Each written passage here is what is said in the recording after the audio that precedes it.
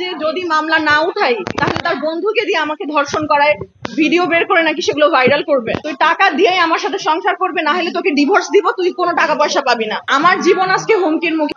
আমার অফিস বনানী থেকে অফিস থেকে বের হওয়ার পরে বাসায় যাওয়ার সময় তারা আমাকে তার সমস্ত বন্ধু বান্ধব 5 তারিখে আমি জিডি করেছি, এন্ড আমি বাধ্য হয়ে বনানী থানায় জিডি করেছি। আমাকে তার বন্ধু বান্ধব নিয়ে এমন ভাবে পাল্টা ধাওয়া করেছে, এখানে যে আমার একটা দাগ পড়ে গেছে। দৌড়াইতে যে আমি এত হেলদি একটা মানুষ দৌড়াইতে পারতেছিলাম না, তাদের সাথে দৌড়ে ফিরে উঠতেছিলাম না। আমি আমাকে মেরে ফেলবে বলছে যে যদি মামলা না উঠাই তাহলে তার বন্ধুকে দিয়ে আমাকে ধর্ষণ করায় ভিডিও বের করে নাকি সেগুলো ভাইরাল করবে। এটার পরে আমি কিভাবে জিডি না করে থাকি? এটার পরে আমি বনানী থানায় বাধ্য হয়ে জিডি করি। তারা যখন আমাকে তার বন্ধু বান্ধব দিয়ে ধর্ষণের হুমকি দেয় তখনই আমি বনানী থানায় জিডি করেছি।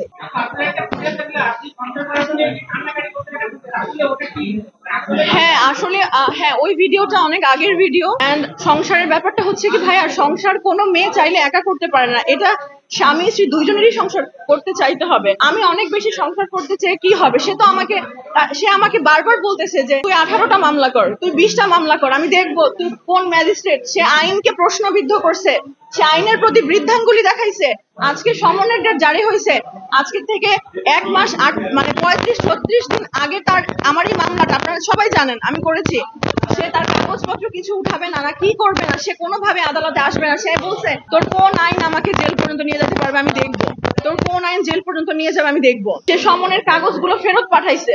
সে বলছে সে আমাকে বারবার একই কথা বলতেছে। কালকেও আমাকে ফোন দিয়েছিল, আমার শাশুড়ির নাম্বার থেকে ফোন দিয়েছে, আমার কাছে সেটারও প্রমাণ আছে। আমাকে বলতেছে যে তুই 18টা মামলা কর। ওই রকম ম্যাজিস্ট্রেটকে আমি পকেটে নিয়ে ঘুরি। সে আইনকে প্রশ্নবিদ্ধ করছে। সে যদি আইনের প্রতি শ্রদ্ধাশীল থাকতো সে আজকে আদালতে আসতো, সে জামিন চাইতে আসতো বা আমার সাথে মীমাংসা করার চেষ্টা করতো। সেগুলো কিছুই করেনি। সে বারবার বলছে তুই টাকা দিয়েই আমার সাথে সংসার করবে, না হলে তোকে ডিভোর্স দিব, তুই কোনো টাকা পয়সা পাবি না। তোর যেগুলো টাকা নিয়েছি তোকে আরো টাকা দিতে হবে। তুই ভাবছিস কি তোর সাথে আমি সংসার করবো? সেইভাবে বলতেছে আমাকে।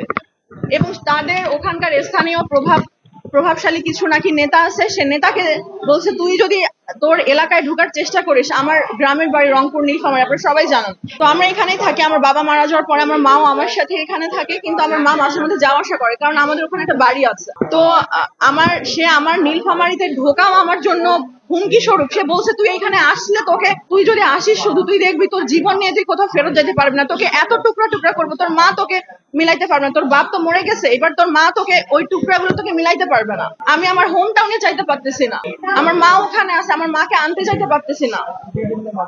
সে বিভিন্ন ভাবে হ্যাঁ, এবং তার বন্ধু সবচাইতে বড় তার হাতিয়ার হচ্ছে তার বন্ধু এবং তার এলাকার কিছু নেতা আছে, ওনাকে তাদেরকে দিয়ে আমাকে গুম করবে, আমার লাশ গুম করে দিবে। এটা কেমন কথা? আমি একটা মিডিয়া পার্সোনালিটি হয়ে, ঠিক আছে আমাকে যে কয়টাই মানুষ চেনুক, আমাকে অনেক মানুষ চেনে, যেভাবেই হোক চেনে, আমার জীবন আজকে হুমকির মুখে। আমার স্বামী আমার সাথে এরকম আচরণ করতেছে। বাকি মেয়েগুলোর কথা চিন্তা করেন। এই দেশে এই সমাজে যৌতুক কতটা ভয়াবহ ভাবে স্প্রেড আউট, এটা চিন্তা করেন। আমি আসলে আমি এটার বিচার চাই। সে কেন আমাকে এইভাবে বলবে?